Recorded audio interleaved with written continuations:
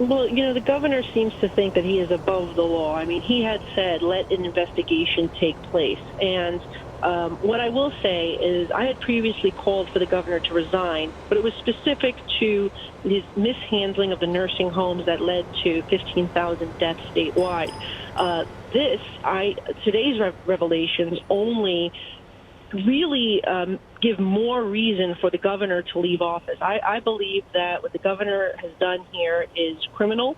As a matter of fact, it was the governor's own laws that he is now breaking. He's the one who strengthened the sexual harassment laws in our state. And if you go back to the statements that he had previously made at the time where we passed some of that legislation, he made a very strong stance against sexual harassment, that it should never be tolerated, and he's actually called for other elected officials to resign.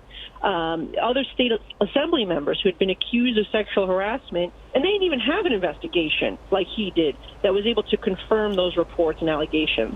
Congresswoman, there's going to be a lot of conversation about harassment, about scandal surrounding the governor here. How about actual business getting done in New York? If this turns into an impeachment trial, if the governor resigns, as the president himself has now called for, what does that mean for doing the people's business in New York? Well, the governor had accused us very early on of playing politics, but as you know, it's not just Republicans that have called for him to resign at this point. It is every single federal representative from the state of New York. It is the president of the United States. It is the members of his own party from the state legislature. Enough is enough already. I think that at this point, the governor is digging his heels in simply out of ego. And he's not doing what's in the best interest of the state of New York. We have been on a roller coaster of drama circling Governor Cuomo for months now, whether it be his mishandling of the nursing home and the AG report that came out saying that they hid information from the public regarding nursing home deaths, whether it was using staff members to write a book in which he cut a $5 million deal, whether it be these sexual harassment allegations, not one, not two, not three. We're talking about 11 women that have come forward, including those who worked for the state of New York. If this was corporate America, he would be gone, and in no way is this acceptable for the governor continuing in this position. And so I would say if the governor refuses to resign, then the members of the state legislature must reconvene. They must have a special session and move forward with impeachment. They have the votes to do it, despite the fact that Democrats control the Senate and the Assembly. They have the votes, I believe, to impeach this governor based solely on the number of people who have called for him to resign. And that is New York Republican Congresswoman Nicole Maliotakis speaking with our Washington correspondent Joe Matthew on Bloomberg Sound On. Catch the program weekdays at 5 p.m. Eastern on Bloomberg Radio. Karen. Nathan, it's 5:53 on Wall Street. Time for the Bloomberg Law Report. Let's get to the legal stories we're following this morning from Bloomberg's Jeff Bellinger. Investor is suing Activation Blizzard, accusing the video game giant of federal securities fraud for allegedly keeping shareholders in the dark about an ongoing investigation into the company's workplace culture. A federal appeals court ruled that crime fiction author Karen Slaughter owes nearly $190,000 in self-employment taxes. And the Atlanta Braves are being sued by a San Antonio police officer who says the team stole his design for a tomahawk that forms the crossbar of the team's stylized letter A. Bloomberg Law. Everything you need, all on one legal research platform, including guidance, analysis, and Bloomberg Market Intelligence. Find out more at BloombergLaw.com. And now another legal story we're watching. The Biden administration is suing Texas to prevent state troopers from stopping vehicles carrying migrants on grounds that they may spread COVID. The Justice Department wants to block Governor Greg Abbott's order allowing authorities to stop any vehicle that could be transporting migrants. For more on the case, Bloomberg's June Grasso speaks to Leon Fresco, a partner at Holland & Knight. He framed his executive order as a way to prevent the spread of COVID-19. Correct. And that's what was a little bit complicated about this, because there's two criticisms that are being levied here, which is first it's hard to say you're doing this to stop the spread of COVID-19, and at the same time you also have mandates that nobody's going to wear masks in Texas. So that's one criticism. But second, that this is really about stopping illegal immigration. It's not about stopping COVID, and so that justification shouldn't be given. So the Justice Department wrote a letter, they tried to settle this, and then finally they sued. What are the grounds that they're suing under? Essentially, it's all about federal preemption, which is that states don't have the authority to interfere with the federal government and its execution of federal laws. And so regardless of whether it's federal officials themselves who work for ICE or CBP who are not covered by this order, or even federal contractors who are working pursuant to contract to do what a federal official would be doing, except for the fact that it's being contracted out to a private company to do. The state government does not have authority to interfere with these operations of the federal government. So there's the supremacy clause, the take care clause, preemption, all have to do with the fact that basically the state does not have authority here to interfere with the federal government's execution of immigration laws, because that is a federal issue that Congress entrusted to the federal government, and no one state could interfere, because you could imagine a difficult patchwork of 50 different state laws with regard to this issue, where you would almost have an impossibility of navigating how people are supposed to go through the United States if every state has a different rule for under what way you can actually transport people through their state.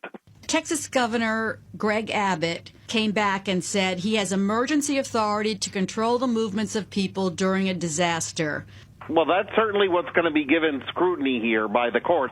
The court has to scrutinize whether the authority is properly being exercised vis-a-vis the state emergency, in this case vis-a-vis COVID, whether it's pretextual, or whether even if it's not pretextual, you can do it, but not to this extent that you're interfering with federal operations. So those are the tests that the court is going to have to give.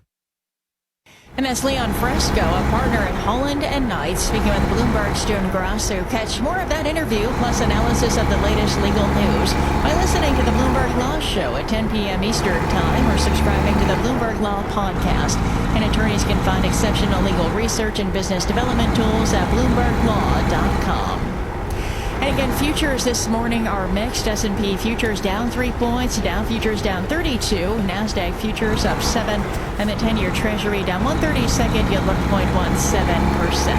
And our top stories are straight ahead as Bloomberg Daybreak continues. This is Bloomberg.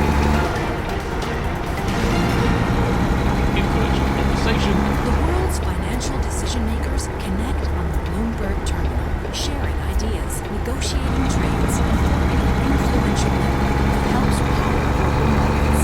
Isn't it time you join them? Bloomberg.com/professionals. from Bloomberg Television, here's Manus Craig.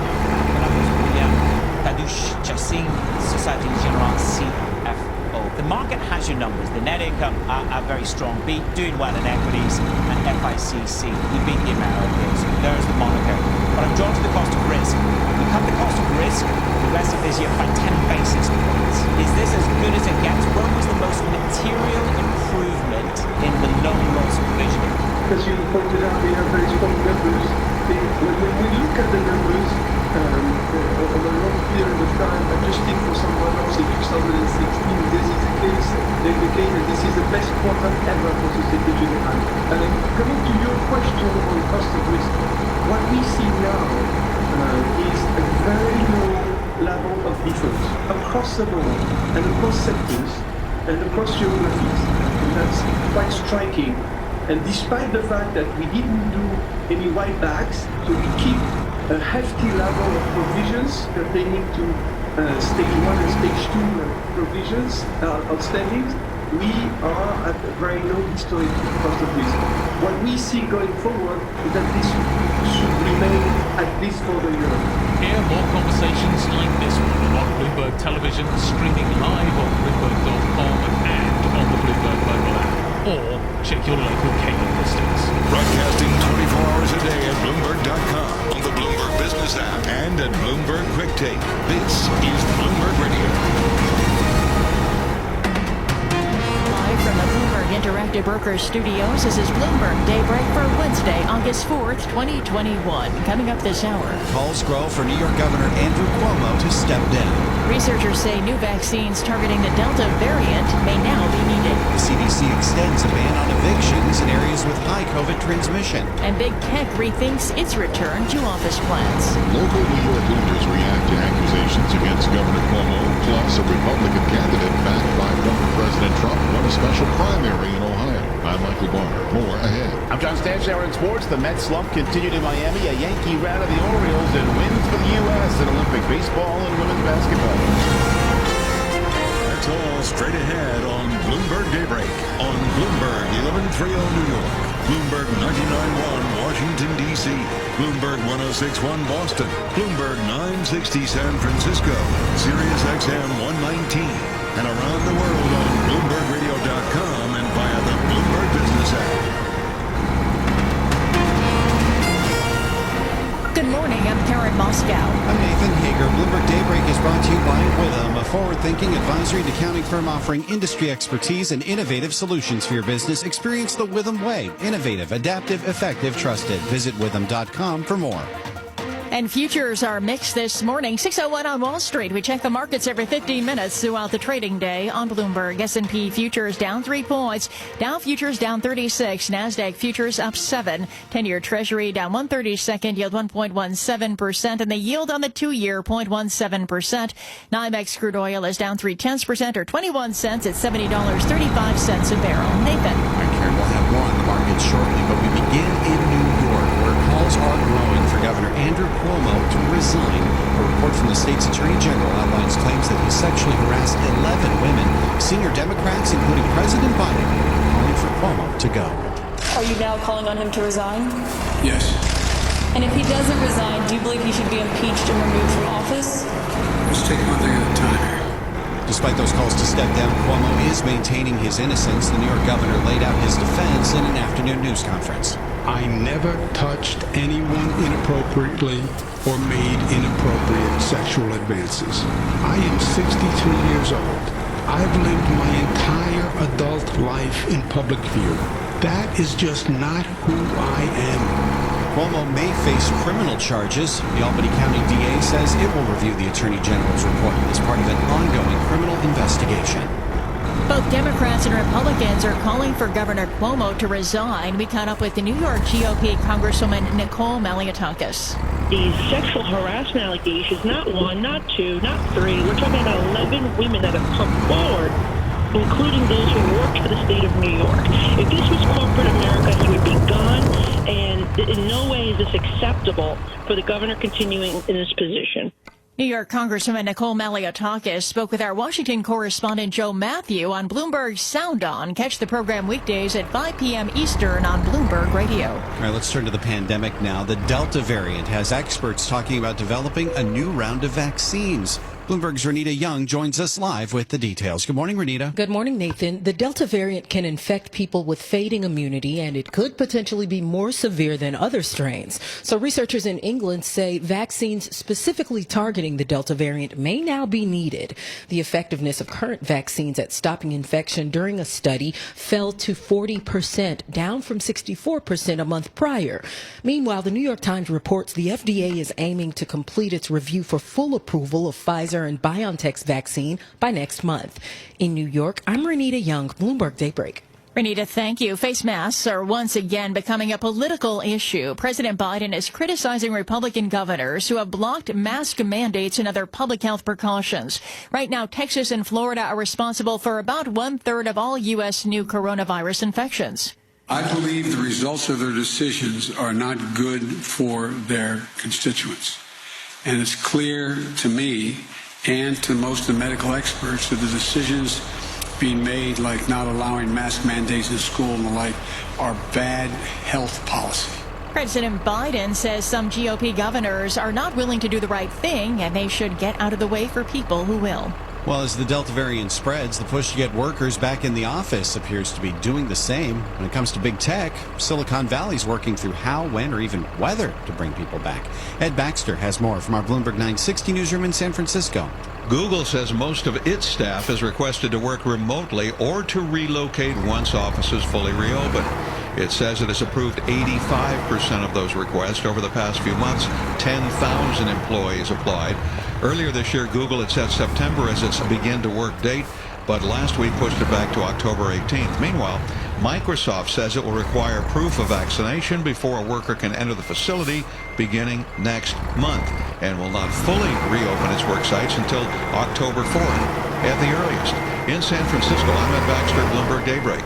Thanks, Ed. There's been a lot of concern over evictions this week after a moratorium expired on Saturday. But now the CDC is extending the ban in parts of the country. Amy Morris brings us the latest from our Bloomberg 99.1 newsroom in Washington. CDC Director Rochelle Walensky released a statement saying that because of the rapid acceleration of community transmission of the virus, thanks to the Delta variant, the moratorium will keep people in their homes and away from shelters and other places where the virus may spread. President Biden says he's not so sure the new eviction moratorium will pass constitutional muster, but he's also saying that any legal challenges will give renters more time to get help. This new ban on evictions remains in place until October 3rd.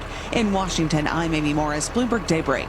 Thank you, Amy. Turning to Wall Street, now we get the first of three key reports on the labor market this morning. Payroll provider ADP reports on private employment. Economists forecast a gain of almost 700,000 jobs. And Bloomberg's Vinny Del Giudice has more. June's ADP data showed a gain of 692,000 private sector jobs, solid, but below the prior month's gain. Bloomberg Economics says filling job openings has been a challenge as the economy recovers, but rising wages and waning unemployment benefits could entice some people back into the labor force. The government issues official employment data Friday. Look for a hefty gain. Vinny Del Giudice, Bloomberg Daybreak. Thanks, Vinny. And a programming note to tell you about. Stay tuned for an interview with Elizabeth Warren. The senator joins David Weston for a conversation today on Bloomberg's Balance of Power. Catch that coming up at noon Eastern on Bloomberg Radio and television. S&P futures down 4 points this morning. Dow futures down 42 and NASDAQ futures up 5. Straight ahead, your latest local headlines, plus a check of sports. And this is Bloomberg. 6:07 on Wall Street. Michael Barr is here with more on what's going on in New York and around the world, including the mounting pressure on Governor Cuomo. Michael? That is correct, Nathan. Top New Yorkers on both sides of the aisle are calling on Governor Andrew Cuomo to resign. Eric Adams, the Democratic nominee for New York City mayor, called for the state legislature to bring impeachment proceedings against Governor Cuomo. Adams' Republican opponent, Curtis Sliwa, is also calling for Cuomo to step down. Senate Republican leader Rob Ort calls on his Democratic colleagues to begin the impeachment process if the governor does not step down himself. The Assembly Democrats should immediately move forward with impeachment proceedings based on this report. Our conference stands ready to come back immediately to deal with this. Ort says there is no CEO that would still have a job if a report like this came out. New York Mayor Bill de Blasio also reacted to the news about Cuomo. It's unacceptable for someone who has done so much damage to continue in the role. He's got to step aside. Earlier in the day, Mayor de Blasio also says those vaccinated against COVID will get the benefit in all sorts of ways, while for the unvaccinated, there will be fewer and fewer things that you're able to do. De Blasio says that New York City will require proof of vaccination for people participating in indoor activities, including at restaurants, gyms, and performances. We'll be issuing a mayoral executive order and a health commissioner's order. Those are the legal tools necessary to implement this approach. And we know that this is what's going to turn the tide. And we also know that people are going to get a really clear message. If you want to participate in our society fully, you got to get vaccinated. De Blasio says the key to NYC Pass will be phased in over the coming weeks. A candidate endorsed by former President Trump won a special Republican primary race for a U.S. Open House seat. Coal industry consultant Mike Carey will face Democrat Allison Russo in the fall election. 3 rockets were fired from Lebanon toward Israel. The Israeli military says 2 fell in Israel. No injuries were reported. Global news 24 hours a day, on air and on Bloomberg Quick Take, powered by more than 2,700 journalists and analysts in more than 120 countries. I'm Michael Barr, and this is Bloomberg. Nathan. Okay, Michael, thank you. 6:09 on Wall Street. Time for the Bloomberg Sports Update. Here's John Stashauer. Thanks, Nathan. The Yankees' starting rotation has become depleted. The day after Garrett Cole tested positive for COVID, Jordan Montgomery did too. Domingo Germán's on the injured list. The Yanks needed a starter last night. They brought up 23-year-old Luis Gil, who had a near 6 ERA at AAA. He rolled 6 scoreless innings. The Yankees routed the Orioles 13-1. Home runs for Aaron Judge and Giancarlo Stanton. The A's lost. The Yanks only 2 games behind Oakland for a wild card playoff spot. The Mets still in first place, but their lead over the Phillies has shrunk to a game and a half. That's the smallest Met lead since May. Fell behind in Miami as Taijuan Walker served up 2 home runs. The Met rally fell short. They lost 5-4. A Giants brawl at training camp. It started with Logan Ryan's hit on Corey Clement that Evan Ingram didn't like. It ended with quarterback Daniel Jones at the bottom of the pile. Fortunately not injured, but that's at least part of what set off Coach Joe Judge. Ryan was asked about it. Competitive practice. Guys getting after it. First day of pads, gets physical, gets chippy. Obviously can't have penalties. It's unfortunate. But I think everyone's protecting their sides and just try to establish physicality the first day, but we got to keep it, within rules. Ryan and his teammates forced by Judge to do push-ups and run wind sprints. Since leaving the Knicks, Carmelo Anthony has played in Oklahoma City, Houston, and Portland, and next stop, the Lakers. He'll be teammates with LeBron James. At the Olympics, U.S. women's basketball team won easily to reach the semifinals. The baseball team stayed alive. The women's 400-meter hurdles came down to Sydney McLaughlin from New Brunswick, New Jersey, and Delilah Muhammad from Bayside, Queens. They finished 1-2. They both broke the previous world record. John Stashauer, Bloomberg Sports. Nathan? And John, the Washington football team is in turnaround mode when it comes to getting the players vaccinated. The source tells the Washington Post at least 84% of the roster now has at least one shot. That is up from an NFL low of 60% last week that had head coach Ron Rivera pleading with his team to roll up their sleeves. Even with these new vaccinations, though, Washington's immunization rate is now the 6th lowest in the league. Overall, the NFL has 90% of its players at least partially vaccinated. Futures mixed. This is Bloomberg. Burden LL. If knowledge is power, the Bloomberg Terminal is your power up. Connecting you to real-time financial data, market-moving news, powerful analytics, and an influential network of financial decision makers around the world. Share ideas, negotiate trades, and gain the insight you need to make more informed decisions. See how the Terminal can take your workflow to the next level at Bloomberg.com/professional.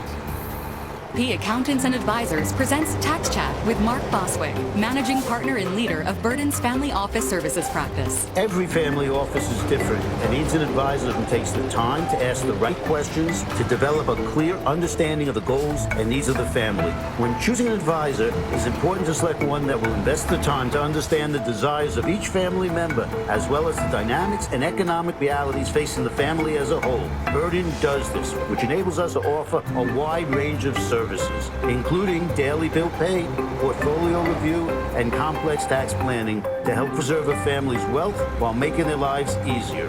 If you're a high net worth individual or head of a family office, let Burden help protect you, your family, and your business. For more Tax Chat from Burden Accountants and Advisors, visit burdenllp.com. That's BERDONLLP.com. Burden Accountants and Advisors. We listen, we solve, we do.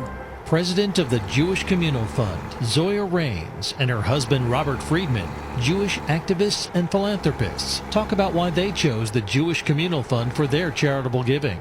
As very busy working parents, we wanted to focus more on the charity part of it and wanted to focus more on our children and less on the administration. The Jewish Communal Fund is one of the oldest and largest donor-advised funds, but at the same time, they're totally up to date and have state-of-the-art systems for us to access and manage our contributions online. The assets in our fund at the JCF grow tax-free, so we can generate more charitable dollars to support the charities that we care about most. Let JCF minimize your taxes and maximize your charitable giving. We're incredibly passionate about our charity, and the JCF allows us to focus more on the charity and less on the administration and the headaches. For more information about Jewish Communal Fund, visit our website at jcfny.org and request a new fund kit.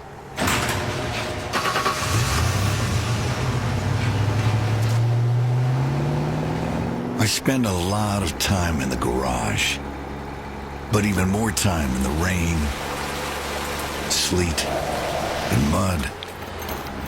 In 95, I helped tow your moving trailer. In 05, I helped you get out of a ditch. Yeah, I know I'm a bit rusty, and sadly in 09, it was sparks from me, your handy chains, dragging behind your truck that accidentally started a wildfire. Sparks from dragging chains can start a wildfire. Spark a change, not a wildfire. Visit SmokeyBear.com. Brought to you by the U.S. Forest Service, your state forester, and the Ad Council. Only you can prevent wildfires. With three bright minds thinking of questions, how far apart are the two Americas right now? Someone's bound to ask the one you most want answered. What defines that as the year goes on? Tom Keene, Jonathan Farrow, and Lisa Abramowitz. How do you explain the fact that you have not seen a cheer from equity traders? Bloomberg Surveillance. Will that occur within market stability? Weekday mornings at 7 Eastern on Bloomberg Radio, the Bloomberg Business app, and BloombergRadio.com. The rise of robots is here. Everything you've seen on TV and in movies is true. We'll see you very soon. That's right. Autonomous security robots already help keep the places you study, work, and visit safe using a unique combination of self-driving technology, robotics, and artificial intelligence. Learn more about the future of security at Nightscope.com. That's Nightscope with a K. She said visit Nightscope.com now. Influential conversations from Bloomberg Television. Here's Danny Berger. Joining us now to go over all of the economic picture is Marianne Amiot, S&P Global Ratings Senior European Economist. Marianne, great to have you. So there's more importance, it seems, at least for Waller, on the jobs data coming over the next 2 months. Do you place that same importance, or is the data still cloudy for the next foreseeable future? Yeah, I think the job reports is quite key because, yes, we've seen quite a lot of inflation lately, but there is still a debate of how transitory the sources of inflation are. So I think what the job reports tells us is if the long-term drivers of inflation are getting there as well. Because for now, why are prices going up? It's a story of base effect because the pandemic had quite a big impact on commodity prices last year, for example. And then we know the manufacturing sector has been facing quite a lot of bottlenecks. So obviously prices are going up if manufacturers cannot produce at the same pace as demand has risen. So really what we're looking at is, are those factors only going to lift inflation for now, or is there a more important driver coming next, which would be the job gains being quite significant? So I think that's why it's quite key. Hear more conversations like this one on Bloomberg Television, streaming live on Bloomberg.com and on the Bloomberg mobile app. Or check your local cable listings. Markets, headlines, and breaking news 24 hours a day at Bloomberg.com, the Bloomberg Business app, and at Bloomberg Quick Take. This is a Bloomberg Business Flash.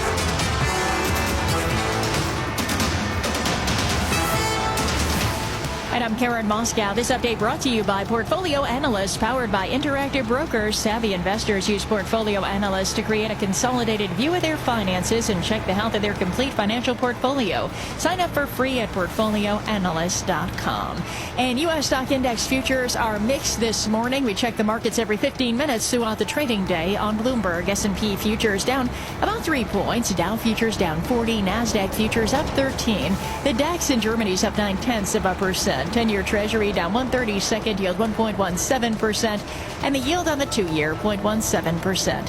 NYMEX crude oil is down 0.6% or 40 cents at $70.16 a barrel. COMEX gold is up 0.1% or $2.20 at $18.1630 an ounce. The euro 1.1859 against the dollar. British pound 1.3937, and the yen is at 109.18. And that's a Bloomberg Business Flash. Now here's Michael Barr with more on what's going on around the world. Michael. Thank you very much, Karen. Vaccines targeting the highly transmissible Delta variant may now be needed, given its ability to infect people with fading immunity and potentially increased severity. That's according to researchers leading a large English study of COVID shots. The CDC has issued a new moratorium on evictions that would last until October 3rd. The Biden administration is trying to quell intensifying criticism that it was allowing vulnerable renters to lose their homes during the pandemic. At the Tokyo Olympics, the U.S. still leads the medal count with 76, with 25 gold. 1 gold includes Sydney McLaughlin, who broke her own world record to win the women's 400-meter hurdles. In Major League Baseball, the Yankees just put a Batman splat on the Orioles, 13-1. The Mets lost along with the Nationals, A's, and Giants. The Red Sox, they lost to the Tigers, 4-2. Global news, I'm sorry. Schadenfreude. I'm shocked by my behavior, too. Global news, 24 hours a day on air and on Bloomberg Quick Take. Powered by more than 2,700 journalists and analysts in more than 120 countries. I'm Michael Barr. This is Bloomberg, Nathan. Detroit pounces every once in a while. Thank you, Michael. Coming up to 6:20 on Wall Street, live from the Bloomberg Interactive Broker Studios. This is Bloomberg Daybreak. Let's talk more now about that potential for the Delta variant needing new vaccines. Joining us now, Sam Fazeli, Senior Pharmaceutical Analyst at Bloomberg Intelligence. Sam, it's good to have you back with us. Michael Barr just mentioned this research out of England that is prompting this concern that new vaccines might be needed. Can you tell us a little bit more about exactly what this research is saying and what's your read on it? Yeah, good morning, Nathan, and perfect timing because I'm just about finished putting the finishing touches on my note on that. Oh, good. There are interesting data. It is an observational study. It is based on something called the REACT study in the UK, where people, when they test positive, the samples are available and they can be tested, and the symptoms are being recorded, etc. So it's not like a clinical trial or anything like that. What is very interesting in the data is that there are some elements in there that make me wonder whether we should keep mentioning the 49% or 59% number which people have been talking about when it comes to vaccine effectiveness.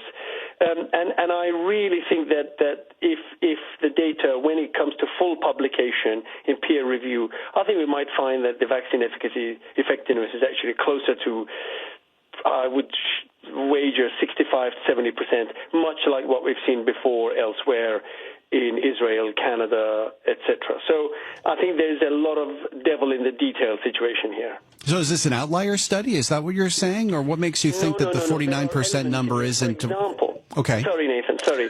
Sure. There's an element. I'll just give you an example. When they look at people who allowed access to their vaccination status to be verified, the data got better. Somehow, therefore, going from just looking at people for self-reported vaccination status to those with a clear link to their vaccination status in the NHS, the data got better. And that data is only looking at everybody, infection, symptomatic or asymptomatic. So if we want to look at symptomatic infections, I think we'll end up being better than the 62% they show in this study.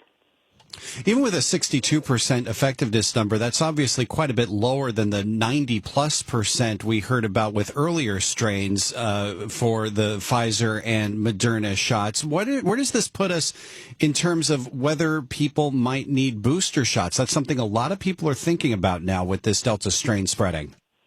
Oh, yeah. I mean, absolutely, Nathan. I wasn't suggesting that it's not a problem. I was just a bit worried about those lower numbers, much lower numbers that people have been quoting from the paper. But in terms of the vaccine's effectiveness against symptomatic infection, of course, which includes mostly mild infections, it has fallen quite clearly, based on all the various studies, against the Delta variant compared with the previous variants. But let's not forget, again, hospitalizations and severe disease are very well protected by the vaccines. However, in our world, where we care about mild disease too, if that's what we continue to do, and if there is any risk that there is a potential increase in hospitalizations too, albeit very small, then you would want to do a booster vaccination. All right, we have about a minute left here, Sam. The New York Times is reporting that the FDA could finish its review on whether to fully approve the Pfizer-BioNTech vaccine by early next month. What's standing in the FDA's way at this point? Do you think we will see full approval for that shot? Yeah, all I would say is thank goodness for that. I'm pretty sure the regulator is working as fast as possible to get this done. they needed for full approval, they needed much more data, especially in terms of safety, excuse me, which of course we have. And I mean, we have billions of shots of vaccine have been delivered. So I think, they have to do their work, and I'm very hopeful that we'll get that by September, if not earlier. Sam Fazeli, as always, thank you for your insights. Sam Fazeli is a senior pharmaceutical analyst at Bloomberg Intelligence. And as always, you can get the very latest on the global pandemic via our US Go on the Bloomberg terminal or Bloomberg.com/coronavirus. Looking at futures this morning ahead of the Wednesday open, S&P futures are down 3 points. Dow futures down 39. NASDAQ futures are higher by 11 points. The DAX in Germany up 0.8%. The CAC in Paris is up 0.5%. The 10-year Treasury is down 1/32. Yield 1.17% on the 10-year note, and the yield on the 2-year right now, 0.17%. Stay with us. This is Bloomberg. The world's financial decision makers connect on the Bloomberg terminal. The buy side and the sell side together, collaborating across markets and countries in real time, sharing ideas, negotiating trades, and forming an influential network of over 325,000 financial professionals that helps power global markets. Isn't it time you join them? Request a demo at Bloomberg.com/professional. This is a Bloomberg Money Minute. It's a no-go again today for Boeing's Starliner spaceship after the company and NASA scrapped an attempt to try again to launch an uncrewed flight to the International Space Station yesterday. NASA said engineering teams were examining a valve issue. A software glitch caused the Starliner to burn too much propellant back in December 2019, preventing a previously planned docking with the space station. More flight cancellations by American Airlines and Spirit, which canceled almost 700 additional flights yesterday, following Sunday and Monday cancellations. The moves are fueling worries that crew shortages are adding to problems that initially were caused by weather and tech issues. Google is okaying the vast majority of employee requests to work remotely or relocate once its office is fully reopened. The company told staffers that it approved 85% of the requests. It's one of the biggest companies trying a hybrid approach as people adjust from pandemic shutdowns. Gina Cervetti, Bloomberg Radio. How are financial services firms managing in this new reality? Claire Santaniello, Managing Director at BNY Mellon's Pershing, explains. If the current times have taught us anything, it's the critical role that technology plays in client relationships. Global conditions have created a business imperative for firms to digitally transform the way they meet client needs and the way they work. Pershing's industry-leading technology enables you to adapt to the evolving ways your clients want to do business, now and in the future, and can help you build an even stronger digital client experience in a simpler, smarter, and safer environment. We have worked with clients of every size to transform their business.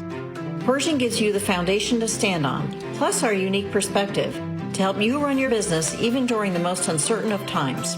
We help you consider everything. To learn more about how Pershing can help you transform your business, visit Pershing.com. Pershing LLC, member FINRA, NYSE, SIPC.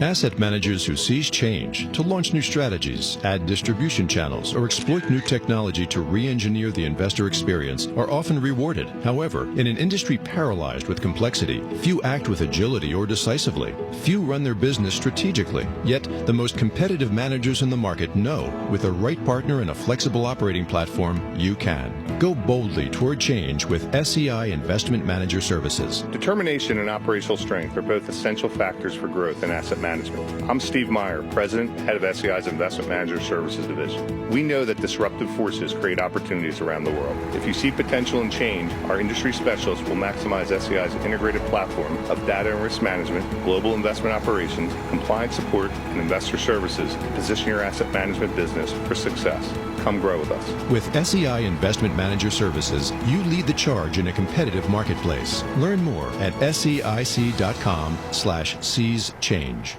Tech talent is in high demand at Avanade, a joint venture between Microsoft and Accenture.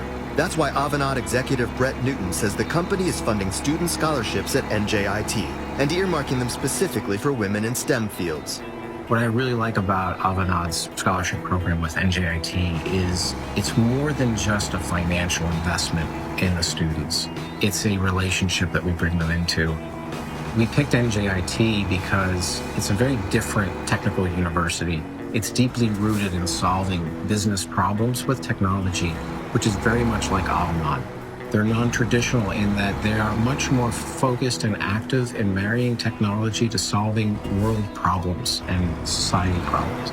That's not normal of a lot of the engineering schools that we've had relationships with in the past. NJIT is very innovative and very entrepreneurial. NJIT, New Jersey Institute of Technology. Learn more at njit.edu. Where are today's real testing grounds for the latest innovation? Places where advancements in health, transportation, and business happen every day. Cities. Today, cities lead the way, taking local solves and turning them into global solutions. Now, introducing Bloomberg City Lab, a new platform covering the present and future of global cities. Learn more at bloomberg.com/citylab. Brought to you in partnership with Hyundai. Economics, healthcare, policy. We could tell you more about the experts who join us on Bloomberg Surveillance. Do we have a Washington consensus? There's been isolationism. But wouldn't you rather hear them for yourself? Weekday mornings at 7 Eastern on Bloomberg Radio. Broadcasting live from the Bloomberg Interactive Broker Studio in New York. Bloomberg 1130 to Washington, D.C. Bloomberg 99.1 to Boston. Bloomberg 1061 to San Francisco. Bloomberg 960 to the country. Sirius XM Channel 119. And around the globe, the Bloomberg Business app and BloombergRadio.com. This is Bloomberg Daybreak.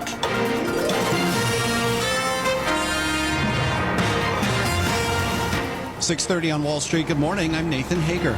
And I'm Karen Moscow. We're just about 3 hours away from the opening of U.S. trading. Let's get you up to date on the news you need to know at this hour. Calls are growing for New York Governor Andrew Cuomo to resign. A report from the state's attorney general outlines claims that he sexually harassed 11 women. Senior Democrats, including President Biden, are now calling for Cuomo's resignation.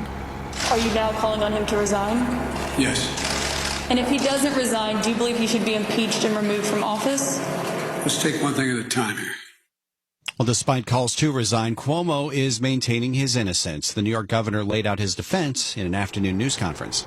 I want you to know directly from me that I never touched anyone inappropriately or made inappropriate sexual advances. Cuomo may face criminal charges. The Albany County DA says it will review the Attorney General's report as part of an ongoing criminal investigation. Let's turn to the pandemic now, where the Delta variant has experts talking about developing a new round of vaccines. And Bloomberg's Renita Young joins us live with the details. Good morning, Renita. Good morning, Karen. Researchers in England say vaccines specifically targeting the Delta variant may now be needed. The effectiveness of the current vaccines at stopping infection during a study fell to 40%, down from 64% a month prior.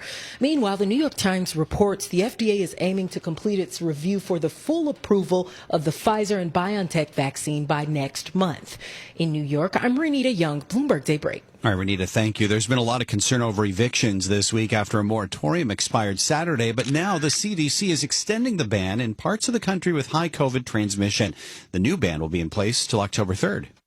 And turning to China now, yesterday we saw Beijing extend its crackdown to video games, but this morning state media is toning down its rhetoric. We get the latest live from Bloomberg Daybreak Asia anchor Brian Curtis in Hong Kong. The People's Daily said game addiction is a societal issue.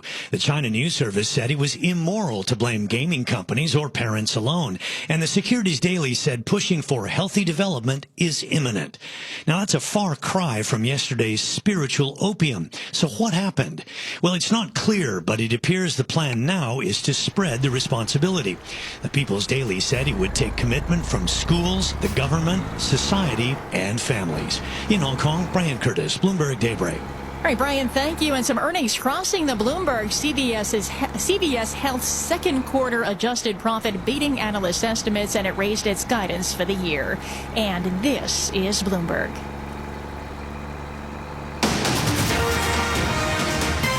6:33 on Wall Street. Michael Barr is here with more on what's going on in New York and around the world and the mounting pressure on Governor Cuomo. Michael? That is correct, Nathan. Local reaction continues to come in for New York Governor Andrew Cuomo to step down.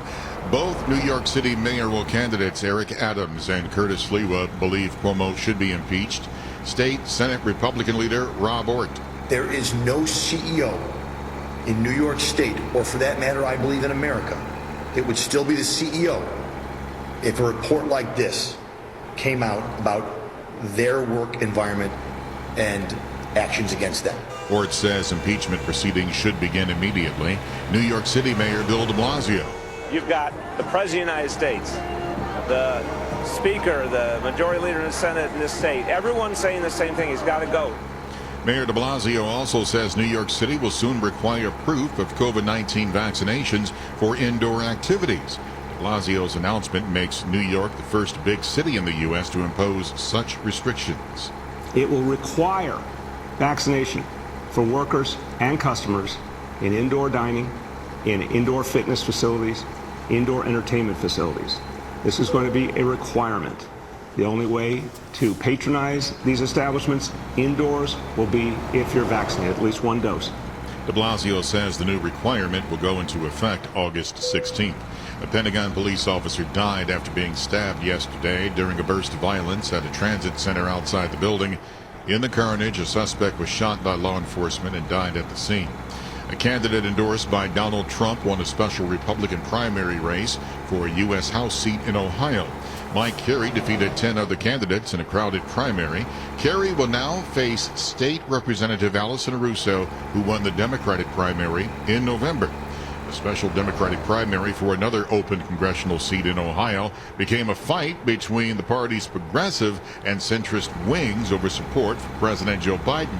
Establishment-backed Shontel Brown defeated Nina Turner and 11 other candidates. Brown later spoke to her supporters. This was a collaborative partnership of a community of people that I worked hard to bring together. Brown will face Laverne Gore in a special fall election. 3 rockets were fired from Lebanon toward Israel. The Israeli military said today 1 landed in Lebanon and 2 fell in Israel. No injuries reported.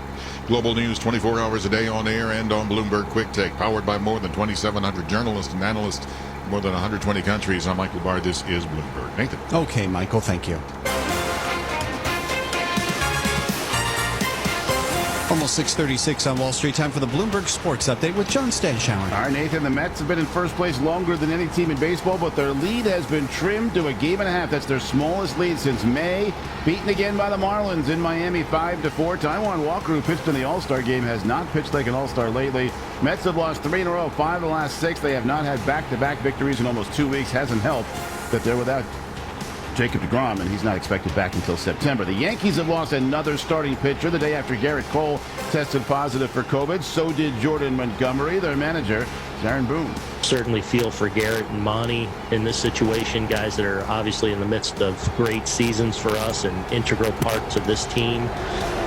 So feel for them having to go sit out when, generally speaking, they're feeling pretty well. So, yeah, it's frustrating. Boone gave the ball to 23-year-old rookie Luis Gil. He hurled 6 scoreless innings, and the Yankees hammered the Orioles 13-1 the night after the Yanks had only 3 hits. They had 5 and a 5-run third inning. Giancarlo Stanton with a 3-run homer in the 4th. NBA free agency, the Nets have signed veteran guard Patty Mills. Spent 10 years in San Antonio playing for Greg Popovich. Mills is getting ready to play against the U.S. Olympic team coached by Popovich. It was also the U.S. versus Australia in women's hoops. The Aussies had upset the U.S. in an exhibition game last month, but the U.S. won this one easily, 79-55. U.S. baseball team beat the Dominican Republic 3-1. Ex-Yankee Tyler Austin with a home run. Ex-Yank David Robertson got the save. Sidney McLaughlin and Delilah Muhammad, not only Americans but tri-state natives, finished 1-2 in the women's 400-meter hurdles. John Stanshauer, Bloomberg Sports. Thank you. All right, John, thanks. It is 6:37 on Wall Street. Time to take a look at stocks. Some of the names moving in the pre-market. Bloomberg Stocks editor Dave Wilson joins us live this morning. Dave, we just got those earnings from CVS. We've seen a pop in the shares. Not exactly. It's like the numbers just sort of came and went, you could argue. CVS, little changed in early trading as it happens. Now, that said, the drugstore owner, pharmacy benefit manager, and health insurer raised this year's earnings forecast above the average analyst estimate in the Bloomberg survey. Second quarter profit and sales beat projection. Just not seeing a reaction in the shares, at least not yet. We saw a reaction late yesterday in Amgen, down as much as 1.5%. The drug maker maintained full-year forecasts, even though second quarter results beat estimates.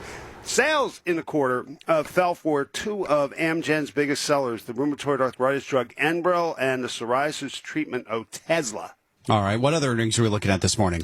AmerisourceBergen also out in the last few moments. Those shares up 2%. The drug distributor posted the fiscal third quarter results that beat estimates and raised its annual forecast. Activision Blizzard up 6%. The video game maker posted second quarter earnings and sales that beat projections. Now, Activision's higher, even though it didn't raise full year forecasts enough to meet the average estimates.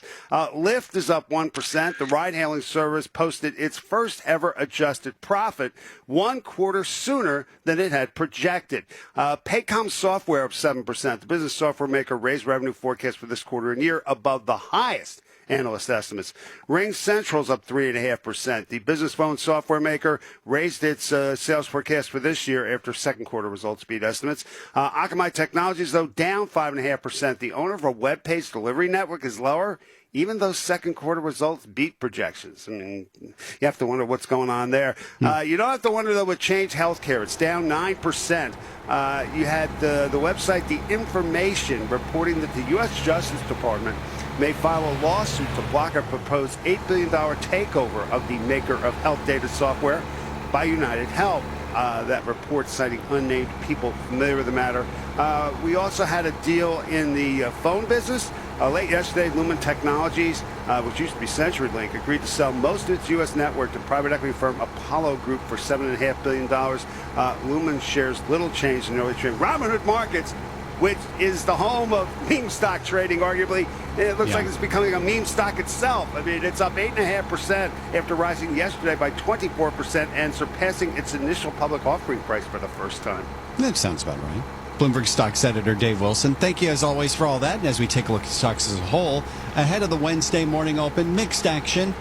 Not a lot of movement, really, with S&P futures down a point, Dow futures down 25, NASDAQ futures up 12. Not much movement in the Treasury market either. The 10-year Treasury is down 1/32, the yield 1.17%. You're listening to Bloomberg Daybreak. Good morning. If knowledge is power, the Bloomberg Terminal is your power up, connecting you to the real-time financial news, data, and analytics that can take your workflow to the next level. Power up at Bloomberg.com/professional. Wake up and text. Text and eat. Text and catch the bus. Text and miss your stop. Wait. Text and be late to work. Sorry, I'm late. Text and work. Text and pretend to work. Text and act surprised when someone calls you out for not working. Who, me? Text and meet up with a friend you haven't seen in forever. Hi. Oh, hey. Text and complain that they're on their phone the whole time. Text and listen to them complain that you're on your phone the whole time. Text and whatever. But when you get behind the wheel, give your phone to a passenger. Put it in the glove box. Just don't text and drive. Visit StopTextsStopWrecks.org. A public service announcement brought to you by the National Highway Traffic Safety Administration and the Ad Council. Burden LLP Accountants and Advisors presents Tax Chat with Richard Goldstein, Senior Principal and Co-Leader of Burden State and Local Tax Practice. The COVID-19 pandemic and the resulting state and local government restrictions have caused businesses to close their doors and many employees to work in locations that were not included in their company's original business footprints. The new normal of remote working has created a variety of state and local tax challenges, from tax nexus and multi-state income tax apportionment to income tax withholding living and tax resident status. Businesses and individuals need to stay ahead of these issues to help reduce the impact they may have on their overall tax liability. If you are a high net worth individual or a business owner, let Burden help protect you, your family, and your business. For more tax chat from Burden Accountants and Advisors, visit burdenllp.com. That's BERDONLLP.com. Burden Accountants and Advisors. We listen, we solve, we do. This is a Bloomberg Pursuits look at luxury. If you're looking for an upscale experience when you're traveling, you may want to consider using a travel agent. Yeah, you remember those. The industry was once thought to be on the wane due to the rise of book-it-yourself websites such as Expedia and Hotels.com. But in a world with ever-changing rules due to the pandemic, agents are discovering that their skills are more sought after now than they have been in years. They're better equipped than clients to track fast-changing COVID-19 testing protocols, border restrictions, shifting airline schedules, rental car scarcity, and limited hotel inventory. According to research company Fausrite, travel agents as a whole lost a combined $12.4 billion in 2020. But a June 2021 poll conducted by the American Society of Travel Advisors showed that 76% of advisors are seeing an increase in customers compared with pre-pandemic levels. And 81% of advisors are hearing from travelers who've never used an advisor. I'm Andrew Rote, Bloomberg Radio. Jody Schwartz, noted tax attorney, tells us why she recommends Jewish Communal Fund. I recommend the JCF to my clients, to my colleagues, to really anyone who asks a question about charitable giving because it's convenient, it allows you the maximum tax deductions permitted by law, and it just makes your life easier, organized, and simple. Another aspect for clients and for other colleagues who don't want their identities to be known or don't want to talk about the property that they're giving away to charity, I found JCF's confidentiality, its aggregate reporting to be very attractive to people. JCF can help you and your clients organize your charitable giving with a donor-advised fund. A fund can be established with a tax-deductible contribution of $5,000 or more. Contributions to JCF qualify for the highest tax deduction allowed by law. Visit jcfny.org or call 212-752-8277. Lost revenue, unhappy customers, shrinking profits. A whopping 80% of businesses are compromised by supply chain disruptions. Your business doesn't have to be one of them. GEP Software helps hundreds of Fortune 500 and Global 2000 companies transform their supply chains to become more agile and resilient. With greater visibility and control, GEP helps you eliminate risk and avoid disruption. GEP Software, Strategy, Managed Services. Connecting decision makers to a network of news and financial information 24 hours a day. Powered by more than 2,700 journalists and analysts in more than 120 countries. This is Bloomberg Radio. Now, a global news update. The CDC is out with a new eviction moratorium as the Delta variant of coronavirus spreads across the country. Tracy Potts reports. At least 6 million Americans behind in rent get a reprieve for now. The Centers for Disease Control declared that people who live in areas with high coronavirus transmission cannot be evicted because it's not safe to kick them out of their homes. New order expires October 3rd. The health agency argued the moratorium will allow more time for rent relief to reach renters and to further increase vaccination rates. CDC Director Dr. Rochelle Walensky called it the right thing to do to keep people in their homes. More children are fighting off coronavirus amid the fast-spreading Delta variant. The new report shows 72,000 kids tested positive last week. That's a big jump from nearly 39,000 the week before, and 5 times as many kids who were sick at the end of June. And President Biden is the latest to call on New York's governor to resign. He made the comments hours after an investigation found Andrew Cuomo sexually harassed 11 women. I'm Michael Kastner.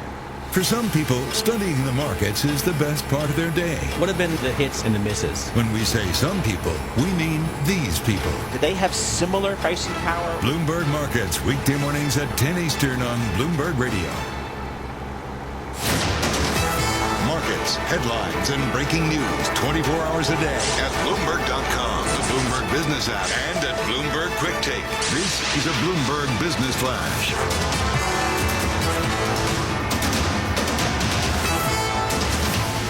And I'm Karen Moscow, and futures are mixed this morning. We go to the First Word breaking news desk for today's morning call. Here's Bill Maloney. Bill, good morning. And good morning, Karen. That's right. U.S. futures are mixed and quiet right now. Dow futures down 23 points. S&P's dropped 2. Nasdaq futures are higher by 14. The U.S. 10-year yield at 1.18%. Gold is up 3. Bitcoin is down 0.5%. And Japan dropped 0.2% overnight, while European markets are trading in the green this morning. Back in the U.S. on the economic front at 8:15, ADP employment change. At 9:45, market U.S. services and composite PMIs. And at 10 o'clock, the ISM Services Index. After the bell last night, Amgen beat estimates, Match EPS missed estimates. And regarding some of the earnings this morning, AmerisourceBergen boosted fiscal year adjusted EPS views. In other news, Cathie Wood's ARC boosted its holding in Robinhood. And in deal news, Lumen Technologies will sell a portfolio of U.S. assets to Apollo for about $6.1 billion. Wrapping things up, Chevron was cut to hold over at DZ Bank. Live from the First American News Desk, I'm Bill Maloney. Karen? All right, Bill, thank you. And here live breaking news over your Bloomberg. Type squawk on your terminal, SQUAWK. That's a Bloomberg Business Flash. Now here's Michael Barr with more on what's going on around the world. Michael. Thank you very much, Karen. The senators who spent months stitching together a nearly $1 trillion infrastructure package are now trying to sell it to the American people. A key vote is expected later this week that would push a long-recognized national priority much closer to the finish line after years of talk. The British Navy says hijackers who boarded a vessel off the coast of the United Arab Emirates in the Gulf of Oman have left the ship. The British military's United Kingdom Maritime Trade Operations says the vessel is safe.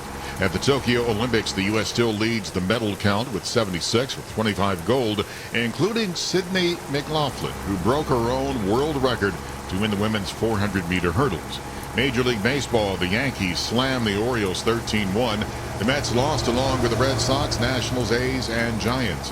Global news 24 hours a day on air and on Bloomberg Quick Take, powered by more than 2,700 journalists and analysts in more than 120 countries. I'm Michael Barr, and this is Bloomberg. The following commentary is from Bloomberg Opinion.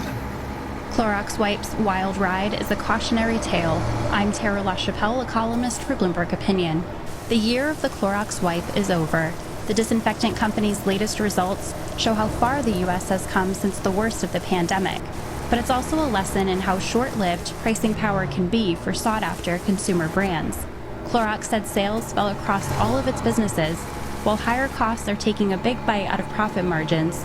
It's quite a change from a year ago when Clorox wipes were in such high demand, the stores were having to ration packages of them. Now, consumer brands feeling the pinch of inflation may find there's a limit to how much they can pass those costs along to consumers.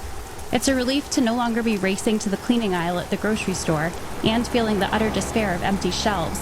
But the recovery has taken a wayward path, and the return to normal won't be an easy adjustment for Clorox or the rest of corporate America. I'm Tara LaChapelle. For more opinion, please go to Bloomberg.com/opinion or OPIN Go on the Bloomberg terminal.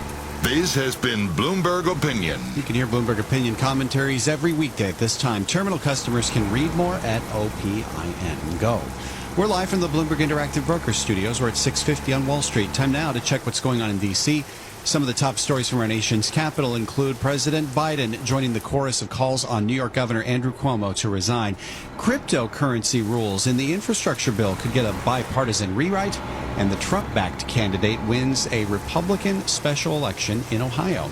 Also making news, the CDC issues a new eviction moratorium after liberal criticism. Let's get the latest now from Bloomberg government reporter Emily Wilkins. Of course, Emily, you've been following this for the last several days here, and now the question is this going to hold up legally? There was a Supreme Court decision surrounding the eviction moratorium. Where do things stand now? So, yes, you're absolutely right. There is that sort of Supreme Court ruling that said they couldn't take the eviction past the end of July. And I think that was one thing that the White House very much had in mind when they asked Congress to see if they could pass legislation. But when Congress wasn't able to do so, they had to turn back to the White House. President Joe Biden is hoping that this new moratorium, which is a little more narrow in scope, more targeted at areas that need it, that one is going to be able to either pass legal muster or that it's going to be able to buy Democrats some time to come up with a different solution for what might happen if the courts do indeed strike down this order. So a lot of components going into this right now is just buying Democrats some more time, indicating that they do want the eviction moratoriums to remain in place, and hopefully also buying some time for state and local governments to really begin to distribute the federal funding that was allocated to them to help renters stay in their homes while also paying landlords for lost revenue they might have because of this eviction moratorium. So this could potentially buy some time, as you say. I wonder if this could provide some relief for the political headache that this had been causing for President Biden. This is something that liberals in his own party have really been criticizing him over. Yeah, I mean, we saw a number of lawmakers actually protest on the Capitol steps, including Representative Cori Bush, a Democrat from Missouri, who was a Black Lives Matter activist, actually stayed all weekend on the Capitol steps, not going home. I say sleeping there, but you're not really allowed to lie down or anything, and continuing to put pressure on leadership and on the Biden administration to address this. And there was a lot of frustration within the Democratic Party at the White House for not asking for this sooner and not doing more to sort of help negotiate an agreement as far as how the eviction moratorium goes forward. At this point, from what we know on Friday, there's still a number of Democrats who aren't comfortable extending the eviction moratorium. But at least now there's a little more time to try and figure out how to get them on board, or perhaps how to write legislation so that enough Democrats can agree to it. Still, of course, a big question of what happens over in the Senate, though, and what a path forward there looks like. Another source of frustration, I think it's safe to say, for the Democratic Party, New York Governor Andrew Cuomo. Yes, definitely with the report that was released yesterday. At this point, you have seen, at least at the congressional level, all members of the Democrats from New York's delegation call on Cuomo to resign. You've now heard that from Speaker Nancy Pelosi, from President Joe Biden. There really is a lot of pressure right now on Cuomo to step down, to the point that there's even now discussion about, which Democrats might run to potentially take his spot if he does. But that's definitely proven to be sort of a big headache for the Democratic Party to have what was a very high-profile governor, particularly during the pandemic, now come out with not only allegation after allegation, but now to have this more formal report that really packs a punch in terms of stating exactly what he did, how many victims there were, and sort of the extent of his harassment with others, and certainly his speech yesterday addressing that report. Sort of the general consensus in D.C. is that might have only helped him more than hurt. Might have hurt him more than helped him. Yeah, and we're hearing from President Biden himself calling on the governor to resign as well. But in the last 30 seconds or so we have here, Emily, let's talk about the infrastructure bill and this cryptocurrency provision now being targeted for a rewrite. Can you quickly tell us about that? Yeah, so this is one of the measures that's in the infrastructure plan as a way to pay for it. You've got two senators, one Democrat, one Republican, who say that the way it's written has been overly broad and impractical, and they are trying to write a more targeted language that would replace what the Senate bill is already debating. The crypto provision was one of the last-minute additions to the infrastructure bill, so not a huge surprise that it's undergoing some tweaking before the bill will get its final vote later this week. A week that is running out quickly. Bloomberg government reporter Emily Wilkins, thank you as always. Read more at Bloomberg.com or on the Bloomberg terminal, and listen to Bloomberg Radio in Washington. Bloomberg 99.1 and 105.7 FM HD2. Karen. Nathan, it's 6:56 on Wall Street. It's time for the Bloomberg NJIT STEM Report. It's brought to you by New Jersey Institute of Technology. NJIT makes research breakthroughs and is ranked one of the nation's most research-intensive universities by Carnegie Classification. More at njit.edu/R1. Now here's what's making news in science, technology, engineering, and math. A new study says that most children who get the coronavirus recover within a week. Researchers who looked at more than 1,700 British children also found that 1.8% have symptoms that last for 8 weeks or longer. That suggests that so-called long COVID may be less common in children than adults. As the world staggers through another summer of extreme weather, experts are noticing something different. 2021's onslaught is hitting harder and in places that have been spared global warming's wrath in the past. Wealthy countries such as the United States, Canada, Germany, and Belgium are joining poorer and more vulnerable nations on a growing list of extreme weather events that scientists say have some connection to human-caused climate change. And it's an attempt to phase out the use of the worst man-made contributors to climate change. Bloomberg News has learned that BlackRock and other major financial institutions are working on plans to accelerate the closure of coal-fired power plants in Asia. Citigroup and HSBC are among the partners. Proposals call for buying coal plants and closing them ahead of current schedules. And that's the Bloomberg NJIT STEM report. Again, S&P futures are lower, down 2 points. Dow futures down 33. NASDAQ futures up 9. And the 10-year Treasury down 1/32. The yield 1.17%. And the yield on the 2-year 0.17%. Bloomberg Surveillance is straight ahead with Tom Keene, Jonathan Farrow, and Lisa Abramowitz. For Nathan Hager, I'm Karen Moscow, and this is Bloomberg. Broadcasting 24 hours a day at Bloomberg.com, on the Bloomberg Business app, and at Bloomberg Quick Take. This is Bloomberg Radio.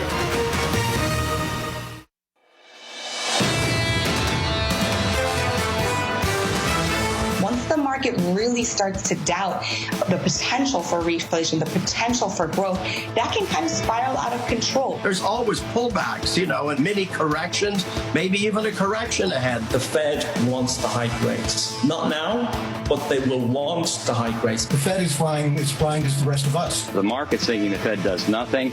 My guess is we don't get a tightening until after the next presidential election.